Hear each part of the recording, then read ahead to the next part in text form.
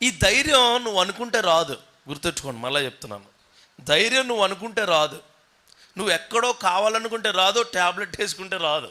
కొంతమందికి అంటే దేవుడు తెలుసు కూడా ధైర్యం వచ్చే బ్యాచ్ ఉంటుంది అనమాట. సాయంత్రం చిన్న డ్రింక్ వేసుకుంటారు అనమాట. ఎక్కడ లేని ధైర్యం వచ్చేస్తుంది వాళ్ళకి.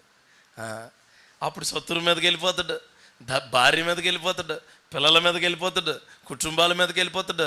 కర్ర ఇచ్చుకుని మొత్తం అటు ఇటు మొత్తం తిప్పేస్తాడు కత్తి సామె. ధైర్యం ఎప్పటి వరకు ఉంటుందో? ధైర్యం మత్తు దిగిపోయే వరకునో లేకపోతే ఏ కాళ్ళలో పడిపోయే వరకు ఉంటుంది.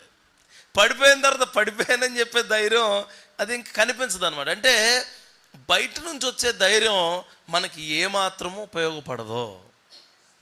దేవుడు ఖచ్చితంగా, మళ్ళీ చెప్తున్నాను, దేవుడు ఖచ్చితంగా మనలోంచి ఇచ్చే ధైర్యం ఉపయోగపడేది. ఈ మాటే చెప్దాను.